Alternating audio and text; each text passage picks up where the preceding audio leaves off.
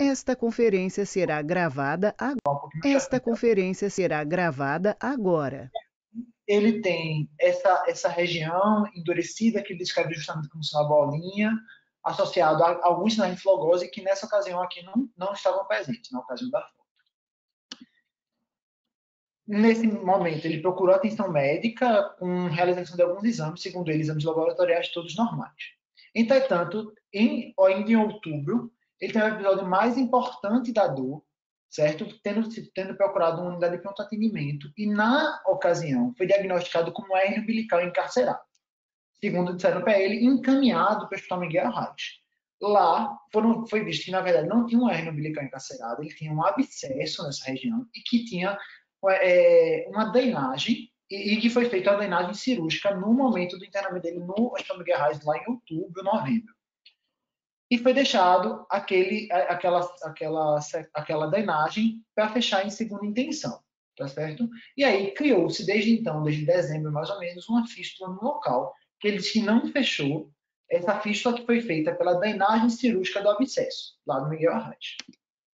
Que foi esta aqui, certo? Essa foto já é mais recente, é um pouquinho depois desse dezembro, que aquela lesão endurecida que ele tinha aqui, na região média medial dessa cicatriz umbilical, ele desenvolveu essa lesão fistulizante, que segundo ele sempre saiu secreção, inclusive alguns dias com saída de secreção com aspecto de dieta.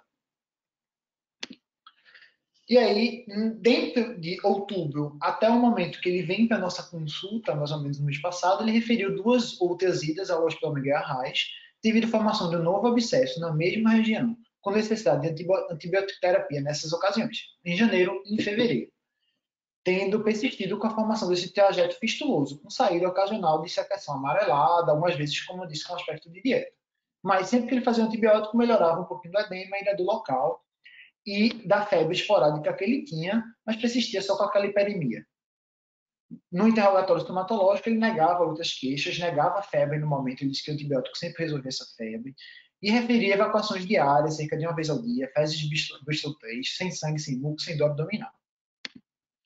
Nos antecedentes pessoais, negava comorbidades, negava doenças ou internamentos da infância. Entretanto, ele tinha um passado mórbido digno de nota, que é uma realização de uma apendicectomia em 2017, aberta de urgência, associada à peritonite fecal, com necessidade, inclusive, de também no Hospital Miguel Arraes, 3 outras reabordagens para lavagem cavitária enfim, e retirar os abscessos interperitoneais. Não tinha, negava tabagismo, negava etilismo, tem epidemiologia de nota apenas Chagas, mas na infância lá no Rio Grande do Sul. E vinha fazendo uso do sulfato ferroso, 120 mg mais dia. Ao exame físico, ele pesava 45,1 quilos, ele tinha um peso habitual, segundo ele, em dezembro, de 50 quilos. Então, no começo do ano, em 2 meses, ele perdeu 5 quilos, mas já tinha perdido 15 quilos anteriormente, com altura de 1,71 e MC que seria de 15, de magreza. Mas mantinha um estado geral bom para regular, com centro orientado, normocorado, sem nada de nota no exame físico. No abdômen, ele tinha aparecido essa cicatriz em linha média, e em terço distal da cicatriz média distal, tem a presença desse orifício fistuloso, como mostrei nas fotos, com discreta hiperemia ao redor, e na expressão não tinha saída de secreção, nem de dieta, nem de secreção purulenta, mas tinha na gase umedecida uma secreção amarelada citrina. Aí, a anoscopia, eu coloquei aqui a anoscopia da doutora Silvana, mas depois ela pode falar um pouquinho mais, com a presença de algumas fissuras anais profundas e plicomas. E ele trazia para a gente na consulta alguns exames complementares. Esses exames do último internamento do Miguel, de fevereiro desse ano, ele tinha uma anemia, um HB10.8, mas um nível normal, certo?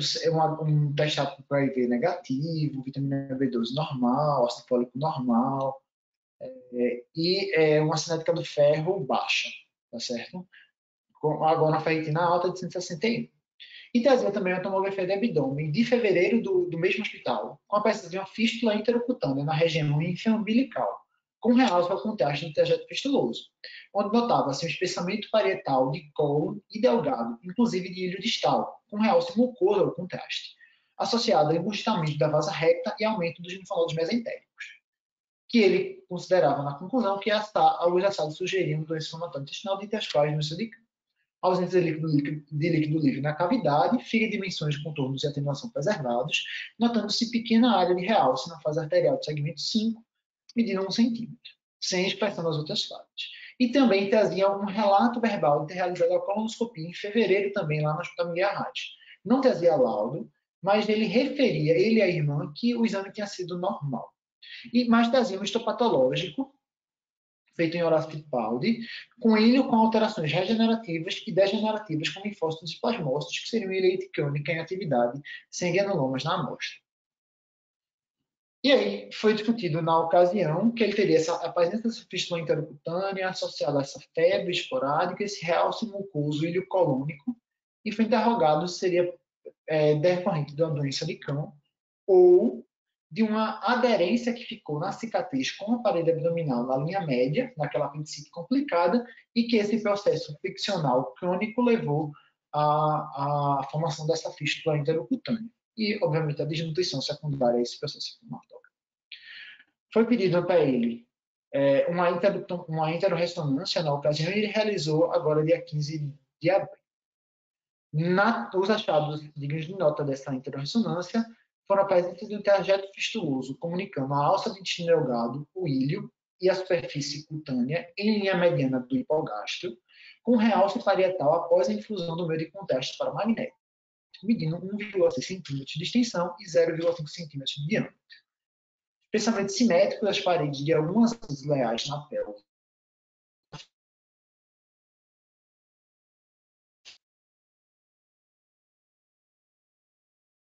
Ficou mudo, não foi, né?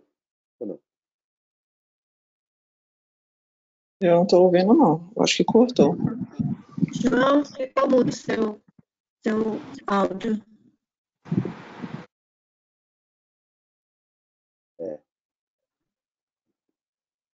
Eu consigo colocar.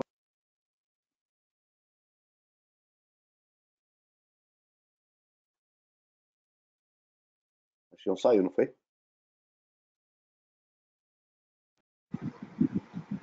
Só estou vendo vocês. Acho que ele saiu. Saiu mesmo. Caiu a ligação. Ou a internet.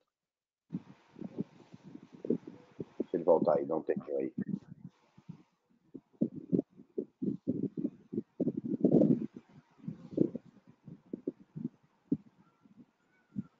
Desculpa, pessoal, acabei saindo da reunião. Deixa eu colocar aqui o vídeo. Doutora Valéria, a senhora pode... Ô, João, pede para o vizinho desligar a internet, que aí funciona melhor. Oi? Se está usando a internet do vizinho, pede para ele desligar a internet. Eu não entendi. Pede para o vizinho desligar a internet, que tu está usando a internet dele, né? Não. É que eu sem querer sair da reunião para tentar colocar...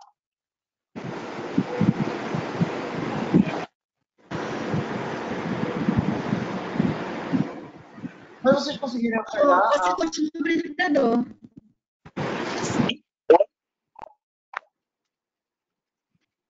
Que eu estou falando... Você continua sendo apresentador, não? Certo, Não, eu vou colocar só aqui. Não está aparecendo, não. Vê se ele é como apresentador. Tá, Valéria? Tá.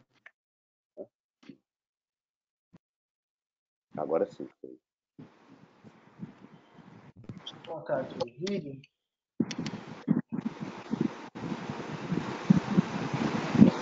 É a interorressonância dele.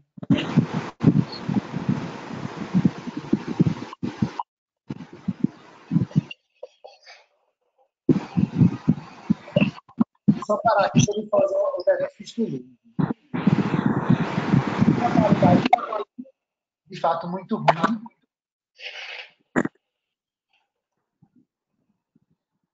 A gente já consegue ver aqui.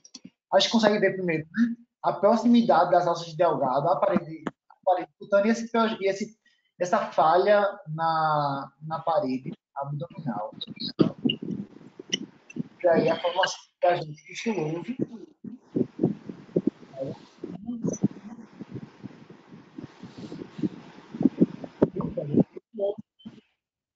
Né, que a gente consegue ver bem. Vamos os teus 1,6 centímetros como da pele aqui.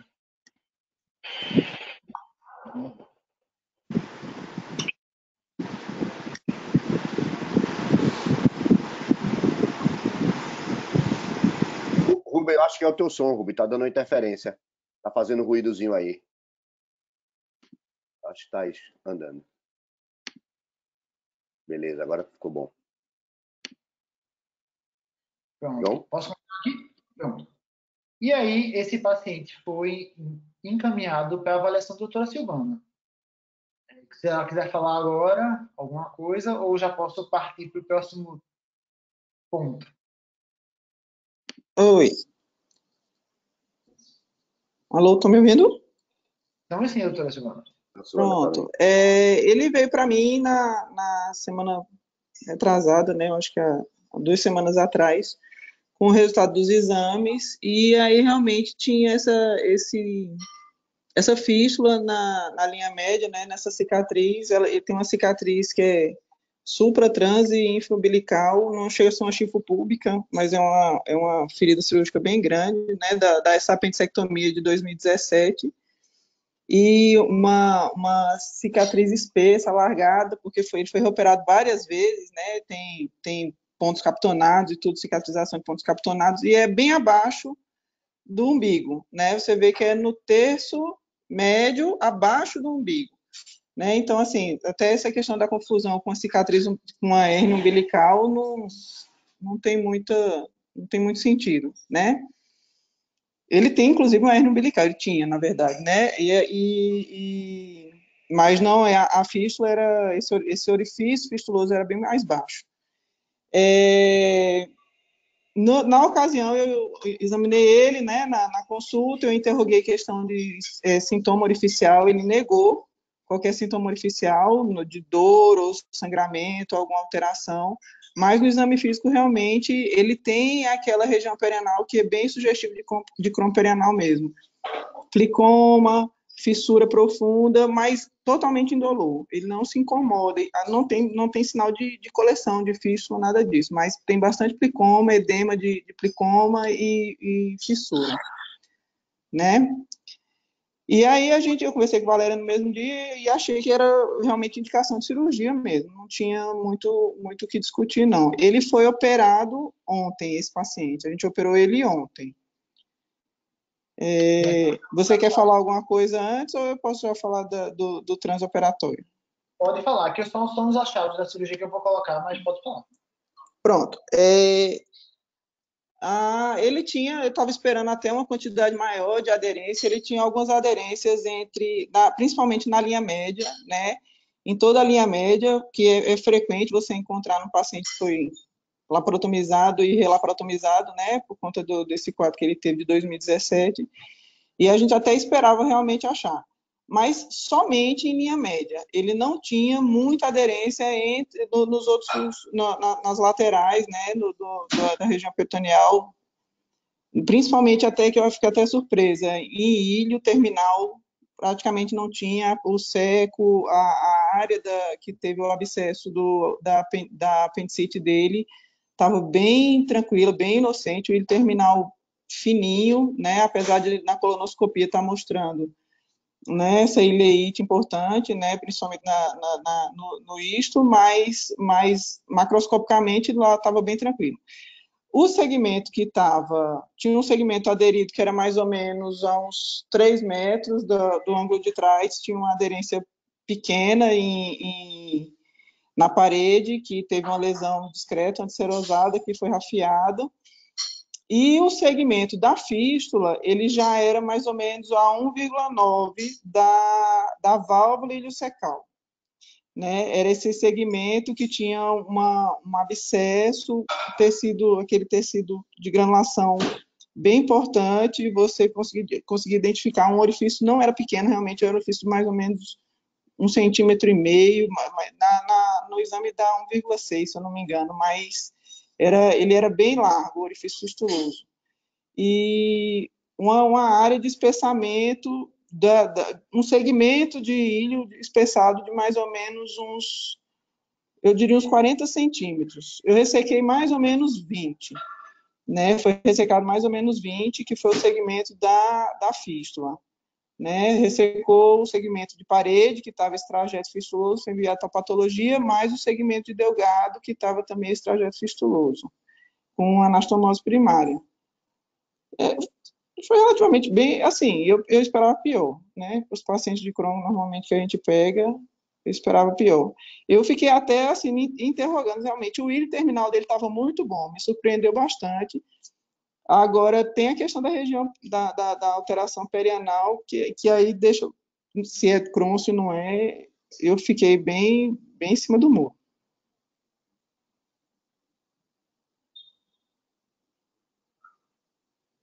Certo.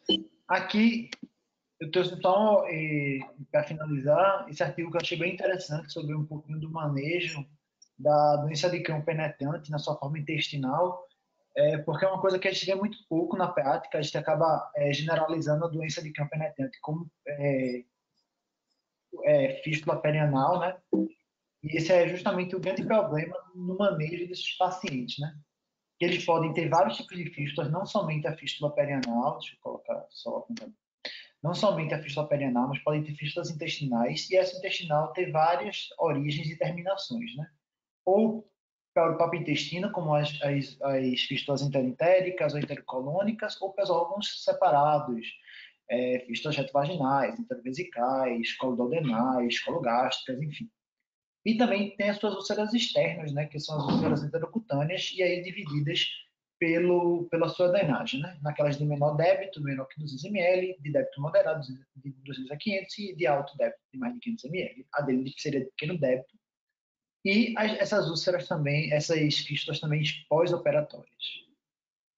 O interessante é que a fístula intercutânea seria, na verdade, o quarto tipo de fístula mais comum, perdendo apenas para as fístulas enterocolônicas, e aí, dentre elas, o sigmoide e as enteroentéricas, mas elas podem cursar com qualquer formação desse trajeto fistuloso em qualquer área, em contato com as áreas inflamadas do intestino delgado. O exame de imagem de preferência seria a ressonância, ela teria uma especificidade para a localização de uma fístula de cerca de 94%, e comparava a tomografia, né, a intertomografia, de 95%, e a especificidade para encontro dessas massas, desses abscessos, de 98%. E em relação ao tratamento, o tratamento é muito limitado, existem pouquíssimos estudos que falam do manejo dessas fístulas intercutâneas, se acaba fazendo muito um manejo parecido com o que é a doença perianal, mas o que se sabe hoje é que os imunobiológicos, dentre os quais os anti-TNF-alfa, seriam os que teriam maior eficácia no fechamento desses trajetos fistulosos, sem necessariamente necessidade de cirurgia. Obviamente, o tratamento cirúrgico é o tratamento que termina sendo o fim último ou o tratamento de primeira linha. Certo? Mas existem outros tratamentos que podem ser tentados. Existem alguns trabalhos já com azitromicina em imunoterapia, inclusive, mostrando sucesso.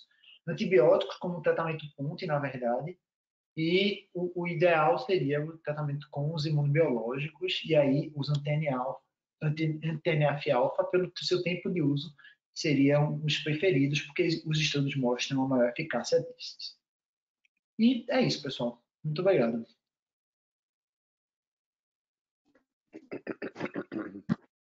Giovana, você esperaria então histológico para fazer o diagnóstico desse paciente? A gente começaria a tratar agora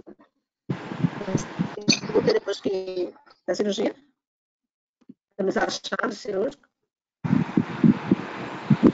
Eu gostaria de fazer um comentário. Eu não sei se Silvana ouviu. Silvana ouviu, não? Não, Valéria falou comigo. Foi. Falei. Tá. Sim. Olha, eu não entendi o começo. Eu vi que da pergunta. Veja, eu não duvido que tenha sido um acidente de fechamento da parede, sabe? Que tenha sido... O menino tem o biotipo, ele tem a questão da alteração perianal, mas eu achei muito pouca doença em delgado para a gente pensar em Crohn, sabe? Era muito localizado. Era a alça que estava dobrada Era dobradas 2 alças e a alça que estava fistulizada somente, que estava espessado. O resto estava liso, estava normal, né?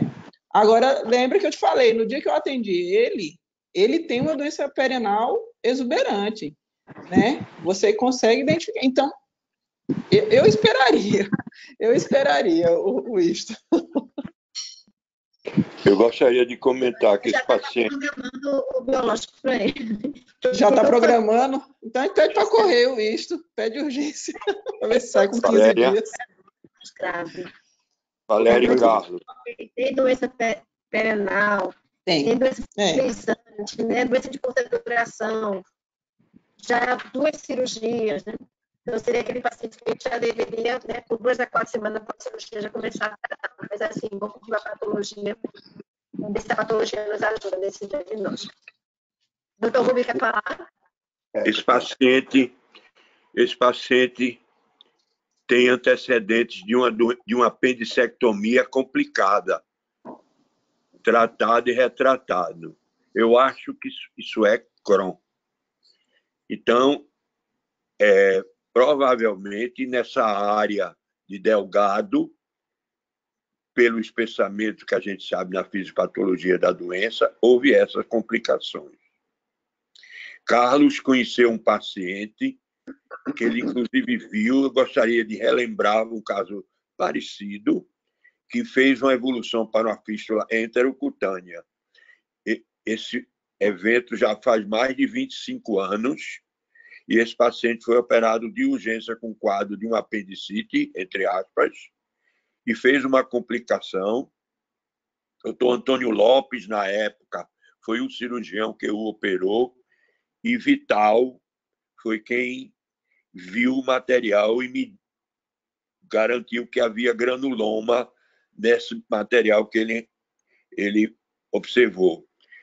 Doutor Marcelo Silveira, pai da doutora Raquel, cuidou desse paciente junto comigo. Ele fazia quadros de obstrução e não se tinha a possibilidade de resolver. Numa das ocasiões, decidiu-se por uma laparotomia e não se conseguiu chegar lá, parecido com o comentário que foi feito, porque estava tudo como que congelado. Esse paciente foi feito nutrição parenteral, corticoide terapia, e a fístula foi fechando. Quando ele voltou à alimentação oral, ele passou a tomar imunomodulador, e assim fez durante algum bom tempo, e o quadro foi regredindo e a fístula fechou. Posteriormente, ele tornou-se assintomático e apareceram umas lesões cutâneas que nos levou a investigar, e ele ficou paralelamente com o diagnóstico de doença celíaca. Eu acho que Carlos agora está lembrando desse paciente, de quando em vez ele fazia umas semioclusões. A gente questionava o que fazer. E a colonoscopia normais. Só para relembrar uma situação, sem doença perianal. Eu acho que essa doença perianal, junto com essa fístula enterocutânea, para mim é muito característica de doença de Crohn. Obrigado. Lembro sim, eu lembro do caso sim, mas nesse caso especificamente, como o Silvana aí teve dúvida em relação ao que ela viu no intestino, eu esperaria também o patológico. Né? Porque... Uma pergunta. Desculpa, Carlos, está falando ainda, né?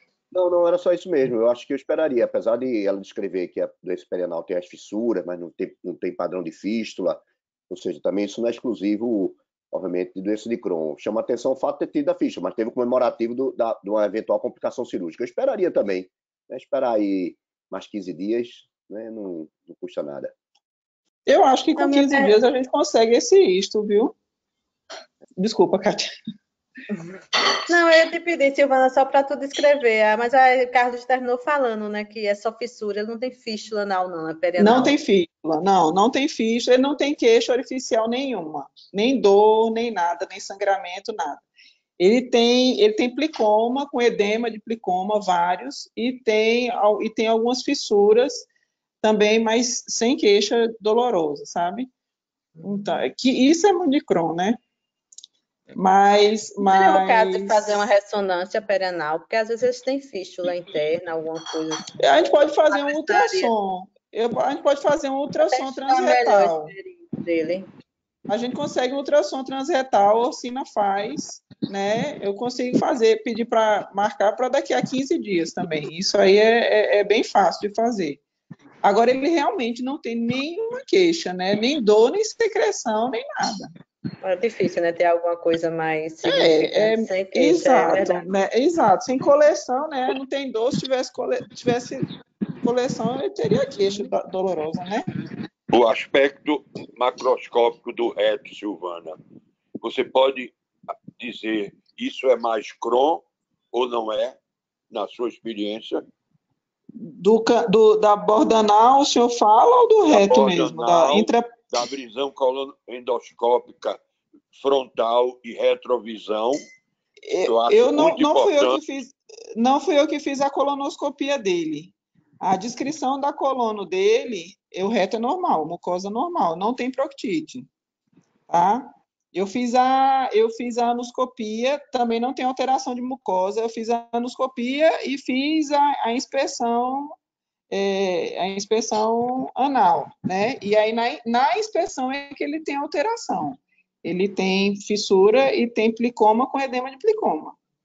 E você acha que isso não é muito eu acho muito parecido, sugere bastante, sugere. Só que realmente é o que eu estou dizendo. A lesão do abdômen, ela facilmente passaria por um acidente de fechamento de parede. Foi você quem viu recentemente uma paciente no grupo de vocês que tinha fissura de quase 20 anos e um pequeno sangramento atual e, na colonoscopia, uma lesão, uma ulceração na válvula, e Norma identificou granulomas, e a enteroCT, tudo concluiu que tratava-se de Crohn. E não sei do grupo de vocês, de Raquel, de vocês, quem viu essa paciente que só tinha fissura. Não, eu não estou lembrado dessa paciente, não. Essa paciente está sendo vista pela doutora Norma, e eu vi essa paciente, só para comentar o aspecto da inspeção pelo proctologista e o endoscopista, com ASCA positivo. Carlos recebeu, inclusive, a enteroressonância dela, e eu relatei essa história. Então, a colega que fez o exame proctológico afirmava que as características da fissura assintomática durante anos era Crohn, e agora com esses outros aspectos. Eu estou comentando porque a gente está aprendendo a toda hora pacientes sem sintomas. Eu atendi há pouco tempo uma moça, eu não sei se é esse caso, eu atendi no consultório uma moça que é uma médica, inclusive, não sei se é essa. Essa paciente, ela tem esse aspecto, ela tem mais ou menos uns 30 e poucos anos, não é isso? 32, eu acho. Isso exatamente. Mesmo. Essa moça, sim, foi uma paciente de Norma, ela veio comigo, ela não tem queixa orificial, ela tem edema perianal, edema de plicoma, e eu achei realmente sugestivo de Crohn. Eu achei. Essa pessoa, antes de Norma, esteve comigo, eu fiz todos os exames, ela tem uma calprotectina elevada, tem um ASCA positivo, uma enteroressonância bem feita por Sérgio, e descrevia ulcerações, certo? Inclusive, mas ela é oligossintomática, né? Isso, ela não tem assintomática. E Carlos, inclusive, deve ter recebido no zap dele as imagens. Essa moça que ela terminou não indo, não, para o consultório, não. Eu acho que a gente pode encerrar esse caso. A gente, na reunião no final do mês de maio, a gente vai trazer então, o resultado do histológico para a gente conversar e definir a conduta, ok? João, vamos apresentar o segundo caso. Alguém mais trouxe caso? Não. Acredito que não, né? Ninguém respondeu.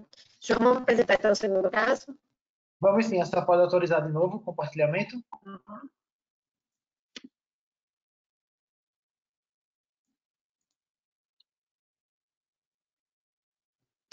Eu acho que você já está como apresentador.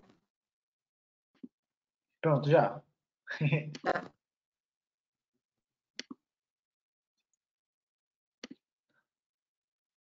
Pessoal, vamos aqui para o nosso segundo caso. Deixa eu só tentar diminuir aqui. Vamos lá para o nosso segundo caso, certo? Mais uma vez, eu não vou me apresentar. MSSC, atualmente com 70 anos, casada do lar.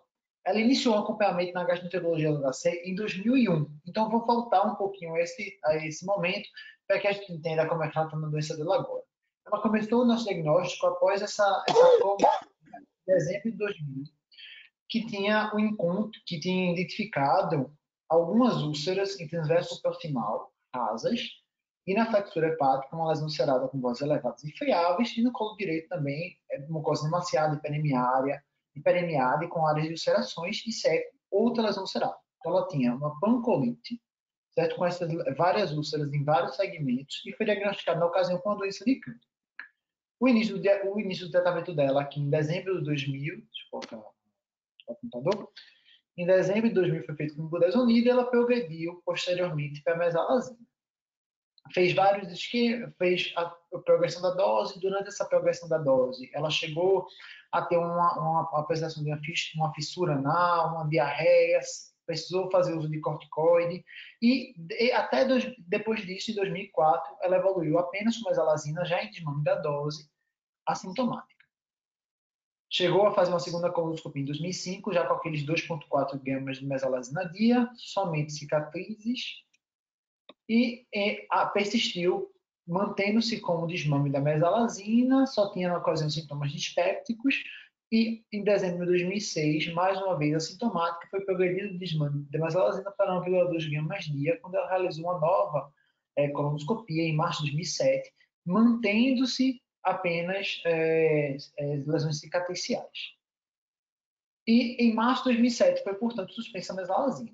Até que 1 ano e meio depois, mais ou menos, entre março de 2007 e novembro de 2008, ela evoluiu com o primeiro episódio de aparecimento de manifestações extraintestinais da doença de Crohn, que é uma poliartrite simétrica associada à febre e uma dor abdominal, que foi feita na ocasião para prednisona 40 mg dia e repetido uma nova colonoscopia, que mostrou aqui a mucosa sigmoide apresentando áreas de hiperemia, mas sem erosões, e o colo descendente com mucosa preservada. No ascendente, proximal, áreas com hiperemia e erosões com fibrina e ulcerações circulares recobertas por fibrina. Então, aparentemente, aqui, em novembro de 2008, além de ter a poliartrite simétrica e febre, ela também tinha retorno da doença inflamatória intestinal, doença da atividade do campo.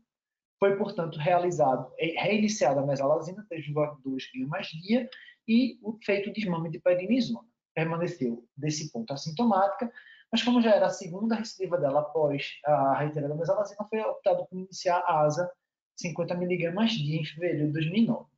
Em abril de 2009, ela evoluiu com o segundo episódio de manifestação intestinal da doença de Crohn, com a formação de lesões avermelhadas e dolorosas em membros inferiores. Na ocasião, foi feito prednisona 40 mg dia, com boa resposta, mantendo-se assintomática em maio de 2009 e em maio de 2010, fazendo na ocasião mesalazina 3,2 gramas dia e ASA 100 mg dia.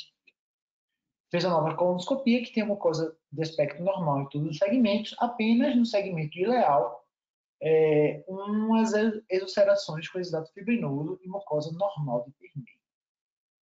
Foi optado, então, por aumento da dose da ASA e manter o 3,2 gramas dia da PED, e a ASA, portanto, foi para 125 mg dia. E manteve-se assintomática até outubro de 2012 e, em janeiro de 2013, também uma colonoscopia só com áreas cicatriciais. Manteve-se bem, assintomática, foi optado em fevereiro de 2013 pela suspensão da mesalazina e permanência da monoterapia com ASA 125 mg dia. Chegou a fazer o episódio de linfopenia, reajustado a dose da ASA e manteve-se bem com 100 mg dia até mais ou menos maio de 2017, que ela permaneceu assintomática com calprotectina fecal baixa. Realizou uma nova colonoscopia, também colonoscopia somente com sinais de cicatriz, e em agosto de 2017, ou seja, mais de 2 anos de ASA mantida desde o início, certo? a asa foi suspensa e a paciente ficou sem tratamento entre 2017 até janeiro de 2019, certo? Mantendo, inclusive, nesse íntero, calprotectinas baixas, além menores que 50 mg gama de fezes. Em janeiro de 2019, ela apresentou um novo episódio de retorno da doença. Teve diarreia, dor abdominal e hematoquesia com a calprotectina da ocasião de 842 mg por gama de fezes. E, na colonoscopia, múltiplas úlceras distribuídas por todos os segmentos colônicos. Foi optado por, então, reinício da prednisona e reinício da asa. Foi feito e da mesalazina. Foi feito a asa 125 mg dia e mesalazina 4,8 mg dia, foi quando ela ainda persistiu sintomática, e aí foi optado por início da terapia imunobiológica com TNF, adalimumab. Tinha um PPD na ocasião negativo, já tinha um PPD previamente de 8 milímetros, mas enfim, aqui deu negativo, e foi iniciado o adalimumab, de fato, em julho de 2019. E ela permaneceu assintomática com terapia, com asa 100 mg dia e adalimumab 40 mg. Foi, inclusive, em janeiro de 2020, realizada uma calprotectina bem baixinha e foi optado por suspensão da asa e a paciente ficou em monoterapia com adalimumab. Até que em agosto do ano passado, ela teve o segundo episódio agora de poliartrite simétrica. Entretanto, aparentemente, um pouco diferente da poliartrite que ela teve lá atrás, que foi uma poliartrite associada ao retorno da atividade de doença. Aqui, eu tenho a calprotectina recente, baixa, e ela não tinha sintomas de fato abdominais, tinha uma poliartrite simétrica, aparentemente sem atividade de doença. E aí, ela mesma suspendeu o adalimumab. Até que em novembro de 2020, ela evoluiu com a linfadenomegalia cervical e febre, e tinha uma calprotectina da ocasião de 57, reforçando a ideia de que ela fez essa manifestação extraintestinal, agora sem sinais de atividade de doença. E, juntamente com essa linfadenomegalia cervical, febre, ela fez agora um PPD de 25 milímetros, lembrando que ela tem um PPD de 1 ano atrás de 0, e tinha feito uma PAF com PCR para tuberculose positiva. E foi em dezembro de 2020 começado o esquema RIP. Em fevereiro de 2021, ela retornou bem, os 2 primeiros meses do esquema RIP completo, muito bem, inclusive com melhora da linfadenomegalia cervical, mantendo-se afebril desde o início da medicação, mas em fevereiro de 2021 ela evoluiu com a formação de manchas vermelhas em membros inferiores e poliartrite, muito parecida com o que ela já teve, inclusive, e na ocasião, uma calprotectina baixa. Então, assim, aparentemente sem sinais de atividade de doença na ocasião. E aí foi suspenso o esquema RI, né, a rifampicina com isoniazida, por conta própria, que é o que ela já estava fazendo. E essas aqui são as fotos das lesões que ela tinha que ela trouxe para a gente na ocasião, certo? Essas lesões avermelhadas, bastante dolorosas. E o que chamava muita atenção é uma intensa limitação funcional, principalmente a deambulação na ocasião. Certo? A gente, inclusive, achou que ela tinha algum grau de ataxia, de algum grau de acometimento neurológico, de tamanha era a limitação funcional da paciente associada a esses quadros dolorosos. João, Oi. Volta a foto anterior aí.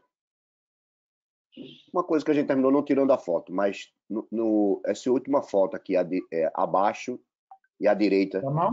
que está aqui, essa outra mãozinha dela que está abaixo, os dedinhos aqui, embaixo.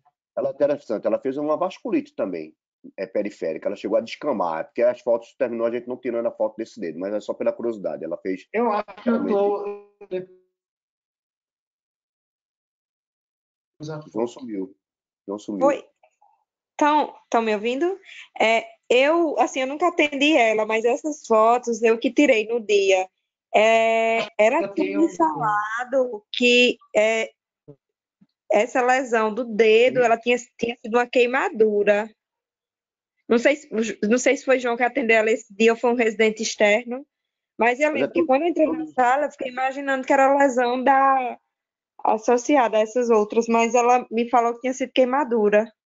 Ela descamou todos os dedinhos da mão, 3 ou 4 de cada das 2 mãos. Mas isso é só uma curiosidade, porque ela fez uma reação do eritema nodoso e fez também um padrão que a gente teve dúvida. Mas tudo bem.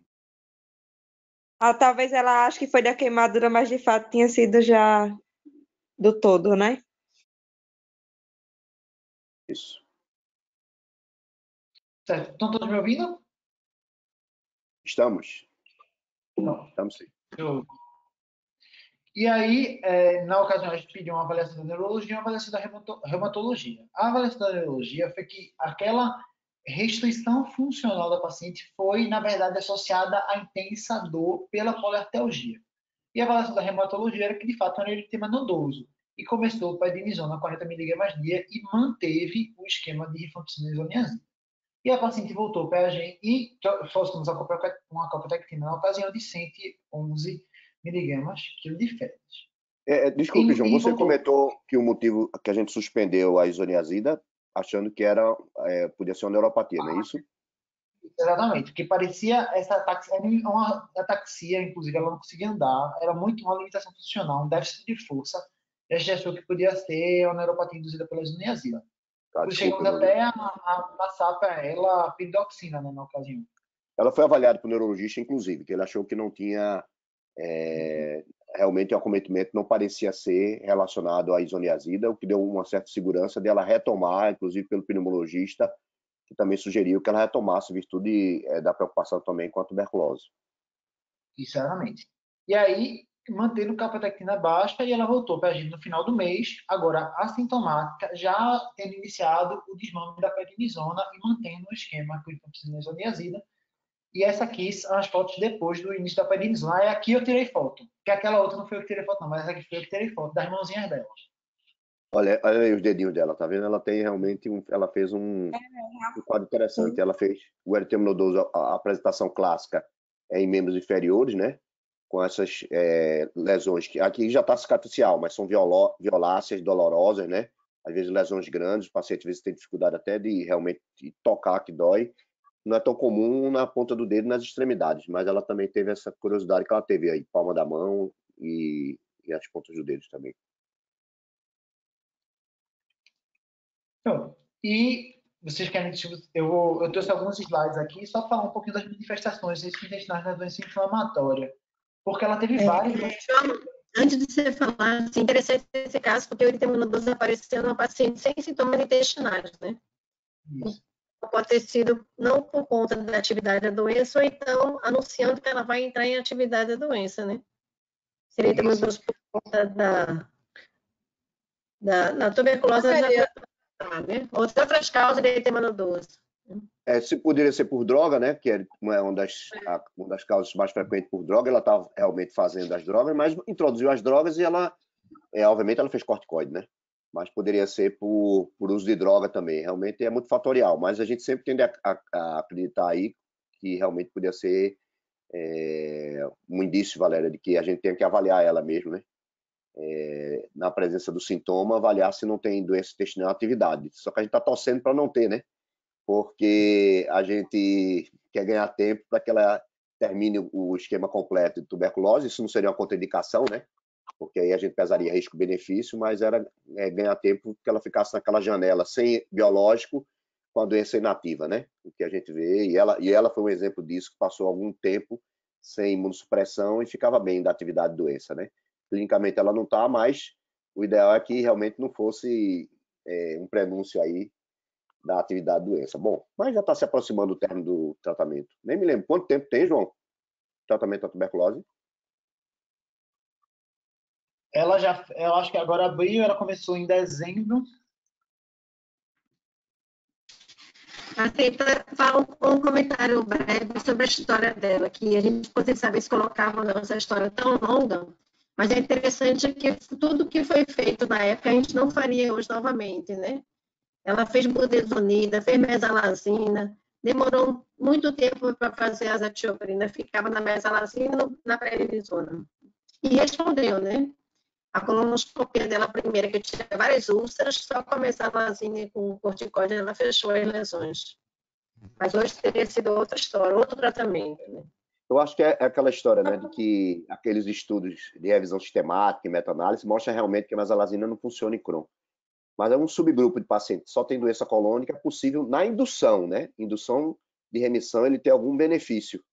Mas, obviamente, é como o Valério está dizendo, ao longo do tempo isso não vai sustentar, porque para manutenção você não vai ter um efeito muito duradouro, né? Por isso que às vezes alguns subgrupos o cara termina respondendo, mas aí não faz sentido você, de repente, estar perdendo a janela de de oportunidade, retardando um tratamento que seja mais duradouro e efetivo para evitar complicações da doença de Crohn. Ô, Valéria, só por curiosidade, por que foi suspensa a azathioprina dela, assim, ela ficou 2 anos sem tratamento? Porque ela já estava há mais de 8 anos fazendo azathioprina e estava em remissão. Então, a gente optou em tirar a asa e ficar acompanhando. Tá? A gente ficou fazendo aquela protectina, acho que foi de 4 em 4 meses. Eu tenho feito isso, se paciente mais de 2 anos, há 2 anos sem entrar em atividade do ponto de vista colono. A gente, assim, tira um tempo e deixar. Sabe quem vai iniciar o tratamento, para não deixar tanto tempo.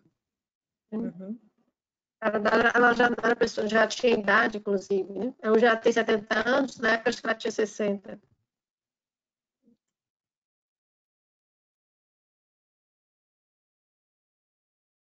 Cadê João?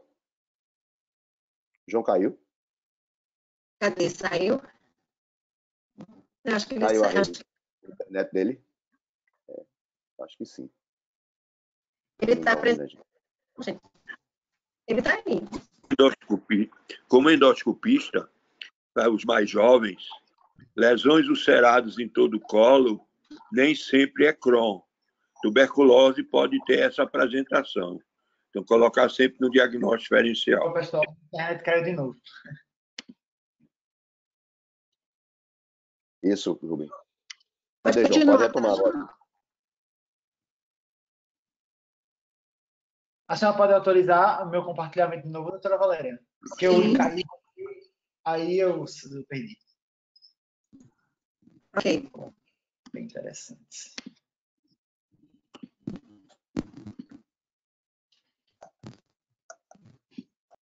Deixa eu tentar minimizar isso aqui. Só um detalhe, enquanto o João está preparando aí, João.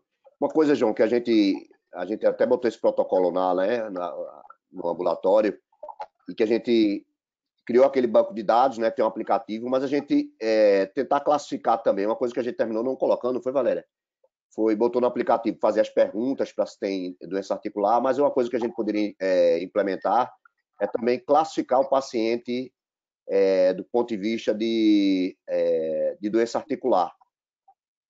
Criar a tabelinha, ninguém decora isso não, né? Eu estou memorizando agora por causa do artigo de revisão que a gente finalizou, mas é interessante, porque ao longo da história você precisava caracterizar. A manifestação que ela traz agora, ela lembra muito mais uma manifestação de manifestação articular tipo 2. Aliás, ela tem grandes articulações, ela faz um momento, articulações pequenas e grandes articulações. Isso tem uma diferença, porque a tipo 1 você está associado à atividade inflamatória de doença. A tipo 2 é uma manifestação articular que pode não estar relacionada com a atividade inflamatória de doença e tem uma característica de maior cronicidade, mesmo que seja periférica. Então, às vezes, a gente tentar caracterizar isso também ajudaria. Mas eu concordo com a Valéria. O caso dela, por exemplo, ela doía muito o joelho, né? O joelho, o tornozelo. Aí essa seria a tipo 1. Aí você diria a tipo 1, pálcio articular. Bom, ela não é, porque ela tinha várias articulações. A tipo 1 é assimétrica. A dela era simétrica, ou seja, ela nem é tipo 1 nem tipo 2. Mas como é de grandes articulações, ela parece muito a tipo 1. E aí, realmente, tipo 1 tem a ver com doença inflamatória em atividade. E aí acende a luz amarela aí para a possibilidade que ou ela esteja em atividade ou esteja abrindo atividade, né? Talvez uma calprotectina aí para avaliar como é que ela está em atividade. Mas essa caracterização, às vezes, é interessante. Nada disso é fechado, claro. Mas eu acho que a gente pode usar isso. A Reumato reclama porque essas classificações eles não utilizam, mas para a gente funciona. Isso. E uma coisa, doutor Carlos, interessante é que eu até discuti com a doutora Valéria, que será que valeria a pena trazer todo esse histórico dela desde 2001? E uma coisa que eu achei interessante é que ela já teve o eritema nodoso antes. Ela já teve outra manifestação articular intestinal anteriormente, e que anteriormente não era ligada à atividade de doença, sabe? Então, ela, durante o tempo, todo o curso de doença dela, ela teve manifestações intestinais. Eu acho que por talvez falha nossa, do nosso registro de prontuário, acaba que a gente, quando se viu agora ela com eritema nodoso, talvez se a gente soubesse que ela já tinha aberto um quadro parecido anteriormente a eritema nodoso, nosso raciocínio diagnóstico fosse mais assertivo, sabe? Não, só essa coisa de que, por exemplo, essa tabelinha que você está mostrando aí, na verdade, ela fala das manifestações. Tu botou aí, não foi? Beleza, mostra aí. Coloquei. Que eu coloquei um pequeno resuminho sobre as doenças, as manifestações intestinais, né? Da doença inflamatória intestinal, que pode ser várias, de diplodema, eritema nodoso, até uveíte, ou manifestações articulares múltiplas, úlceras, enfim. Pode ter várias. Uma coisa interessante é que elas não estão associadas necessariamente à doença inflamatória, ao início da doença inflamatória intestinal. A gente vê aqui, por exemplo, nesse gráfico, ele mostra que 75% das manifestações intestinais acontecem até 92 meses do início dos sintomas e do diagnóstico do inflamatório intestinal. Entretanto, elas podem evoluir anteriormente ao início dos sintomas da doença inflamatória. Talvez Dona Marta entre aqui, não no diagnóstico, mas na nova atividade, né? Nesses 25%, predizendo o início dos sintomas intestinais mais para frente. E aí você tem, justamente como você estava falando, essa associação entre o curso em paralelo ou o curso em separado das manifestações intestinais. Daqui, em relação às manifestações separadas, eu poderia citar, de forma mais importante, a artriopatia axial e a artriopatia periférica, tipo 2, mas em relação ao curso paralelo, a artriopatia periférica tipo 1, a eritema nodoso, certo? A síndrome de Sweet, as úlceras orais, a episclerite, e podendo ou não ter atividade com relação com a atividade da doença, por exemplo, aqui o pioderma gangrenosio e a conjuntivite esclerosante primária. Em relação à artriopatia periférica, como eu bem disse, existe essa tipo 2 e essa tipo 1. Eu acredito que depois você pode falar um pouquinho mais a gente do que o senhor mesmo produziu, do que utilizar outras referências aqui, que, como o senhor disse, a tipo 2, ela pode ser simétrica, pode ser assimétrica, pode ter um curso independente dos inflamatórios, ela geralmente tem um curso independente do inflamatório intestinal, enquanto a tipo 1, geralmente ela envolve grandes articulações de forma assimétrica e tem um curso em paralelo à atividade de doença. Em relação ao eritema nodoso, você tem várias... Essa classificação, só um detalhe, aquela classificação é a classificação que todo mundo usa, porque é a classificação de 1988. Então, ela não mudou muita coisa não, só acrescentou a história do HLA. Mas essa daí é a padrão mesmo, então não tem muita novidade, não. Certo. Em relação ao eritema nodoso, lembrar que existem várias causas, existem drogas, por exemplo, como, por exemplo, os inibidores do TNF-alfa, eles podem causar, o próprio adalimumab pode causar eritema nodoso, mas a grande maioria, a grande principal é relacionado ao eritema nodoso na prática médica são as infecções, tanto infecções bacterianas como infecções fúngicas e infecções virais. Mas pode, por exemplo, malignidade, ser uma manifestação da doença inflamatória intestinal, ou, por exemplo, ser sarcoidose, doença de Whipple, doença de BC, síndrome de Sweet, enfim, outras causas. E em relação ao eritema nodoso, no paciente com doença inflamatória intestinal, você vai ter principalmente acometimento em mulheres em membros inferiores, que é o que a nossa paciente tinha, 50% em membros inferiores distais e 15% em membros inferiores proximais e membros superiores. Em homens, você também vai ter um acometimento parecido, principalmente em membros inferiores.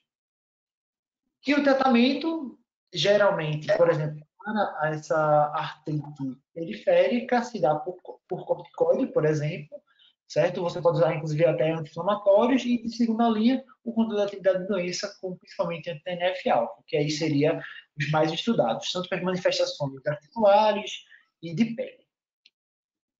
E é isso.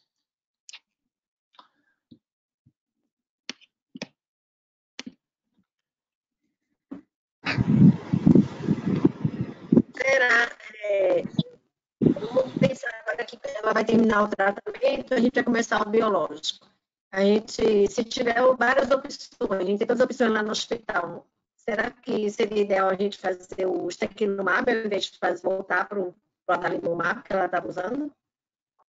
Contra a tuberculose, ou a gente aproveita que ela já tratou e está bem, vamos continuar então com a TNF que ela tinha respondido? A gente normalmente não faz TNF no paciente que teve tuberculose, a gente não tem, não fica com medo por conta disso, porque o que a gente tem nunca aconteceu do paciente fazer novamente outro quadro tuberculose, porque a gente não tem problema com isso não, mas assim, tendo outras opções seria mais interessante, então, aproveitava um biológico mais seguro, no caso dessa paciente, que já tem 70 anos. Ô, Valéria, ela melhorou dos sintomas articulares? Ela está bem? Ela está fazendo corticoide. Melhorou. O corticoide, né? Melhorou bastante com corticoide. Porque eu acho que todos os dois a opção estariam correta, né? Quer dizer, apesar dessa história da tuberculose, né? Se o paciente idoso diz, não, será que o Tecnomab é mais seguro no paciente idoso para você fazer a medicação? A gente tem esse conceito, poderia, mas se ela respondeu bem ao anti-TNF, eu tenderia a mantê-lo novamente. Uma preocupação que teria é as manifestações intestinais. Aí, de fato, nas manifestações articulares, mesmo que seja uma espondiloartrite periférica, que não respondesse à terapia habitual, seria uma TNF, não seria nenhum outro, né? Porque as outras, essa seria uma indicação comum para tratar as duas, vamos dizer assim, as duas doenças. Mas o que a gente percebe é que quando ela faz esses episódios, né, de espondiloartrite periférica, ela responde às vezes a um ciclozinho de corticoide, ela responde às vezes a anti-inflamatório, né? Que o reumato faz isso, né? Para essas doenças periféricas, ele faz ciclos, às vezes, 15 dias de anti-inflamatório, 2 ciclos de 15 dias, às vezes uma dose de corticoide, um período curto. Se o paciente regride, aí mantém. E é interessante, né? Quer dizer, ela parece não precisar de uma outra terapia alternativa, além desses tratamentos de tiro curto, né? E ela consegue responder bem. Então, não seria essa justificativa para a gente não pensar em mudar, por exemplo, de biológico, deixar ela no anti-TNF. Mas a gente sempre fica naquele receio, né? Depois a gente gasta esse gatilho. Mas aí também vem a dúvida. Não tem problema nenhum, a gente faz o Tecnomab. Se ela não responder, volta para o TNF. Bom, eu compliquei mais do que eu não dei a resposta. Eu sei, todas as respostas, todo o caminho vai dar na venda. A opção de fazer um ou outro, eu acho que é nesse momento, para ela que não tem manifestação extraarticular importante, eu acho que tanto faz. A gente está conseguindo, Valéria, se fosse na prática agora, a gente está conseguindo os Tecnomab ainda não, né? Não, pelo SUS não, né? Pelo Isso SUS já diminui a dúvida da gente. A gente não tem esse problema de escolher a medicação, que ela já está escolhida. Mas eu fico pensando se fosse no privado, você não faria estelar para ela por conta... 72 anos, né, Valéria? Ficaria com vontade pela idade. Eu acho 72 anos, né? Quer dizer, qual é o tempo médio de vida? Sei lá, ela é muito rígida mesmo. Você vê que ela tem 72, mas com um corpinho de 60, né? Mas ela vai viver aí, ou seja, mais de 10 anos, com certeza. Mas eu acho que 10 anos com a droga mais segura, eu concordo com você agora. Repensando nessa provocação aí, na idade dela, né? Quer dizer, ela responde bem, né? Quer dizer, quando ela fez a atropina, respondeu bem. Quando ela fez a adalimumab, respondeu bem.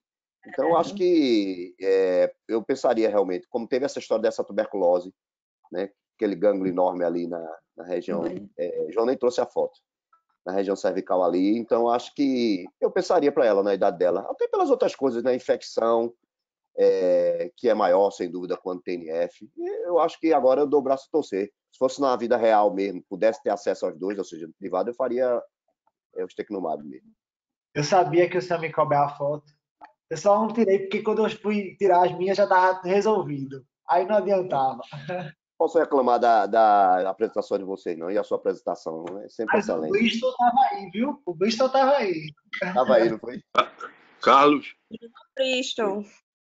Eu queria comentar, Carlos, do paciente que você conhece, com manifestações extraintestinais, anos depois de uma ulceração do reto, com todos os exames normais, e que de repente faz uma perfuração em um abscesso, e ficava-se na dúvida se era ou não Crohn, e ele só começou a fazer manifestações extraarticulares inúmeros anos depois, com todos os exames anteriores normais. E, a partir do uso do anti-TNF, ele cicatrizou a lesão. Acho que você sabe de quem eu estou me referindo, Carlos. Esse paciente é interessante, né?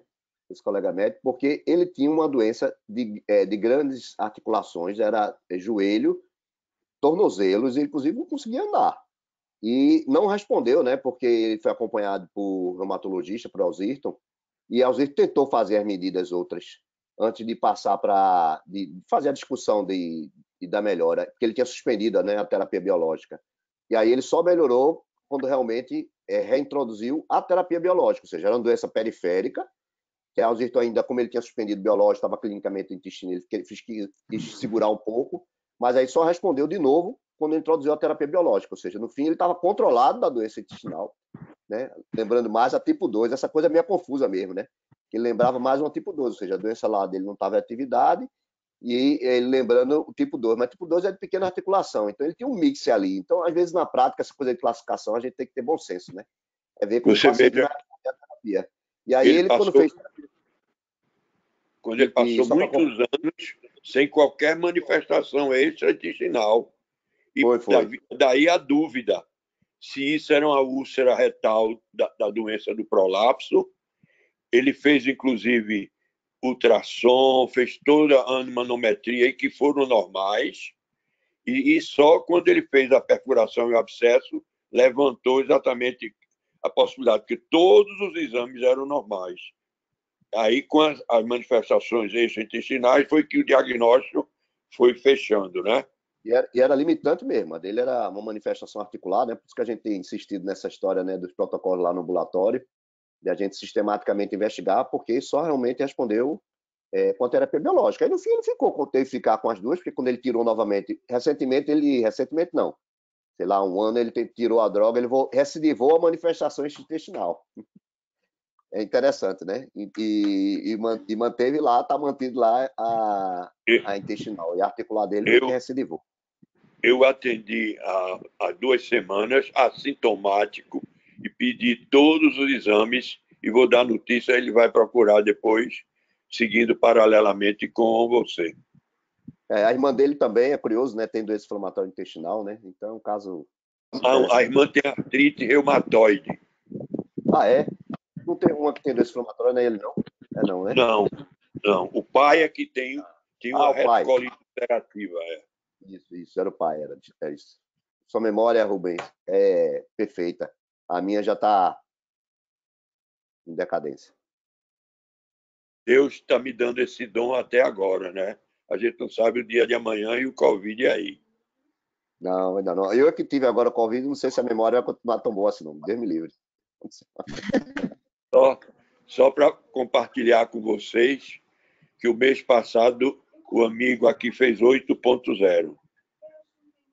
Parabéns. Merece nossos aplausos com essa cabeça boa aí. 80 anos. 80 anos. 8.0. É que eu sou um CDF muito insistente. Parabéns, Rubem. Parabéns, doutor. Muito obrigado. Uma fortaleza. Vou compartilhar muito mais coisas com vocês do que eu já tenho compartilhado no grupo VAR, viu? Vamos sim, a gente compartilha com outro grupo também. E a gente vai repassando. Mas mandei também para o seu zap, pode olhar. Fechado, combinado. Obrigado pelas considerações. E aí, mais alguma consideração aí? Não, tudo bem. Por mim já está 8h45. Vamos descansar. Carlos Brito está precisando repousar, né, Carlos? Estou precisando... Mas eu estou bem melhor hoje. Eu astenia ontem. É interessante. De um dia para o outro dá uma virada boa. Estava pior há 2 dias, mas... Que Deus nos ajude. Que Deus nos ajude a nos livrarmos dessa pandemônia. Já está melhorando. Beleza. Então, vamos terminar até o final do mês de maio, se Deus quiser. Tá, boa noite, gente. Tchau, boa noite. Boa noite. Tchau. Boa noite. Boa noite. Tchau, tchau.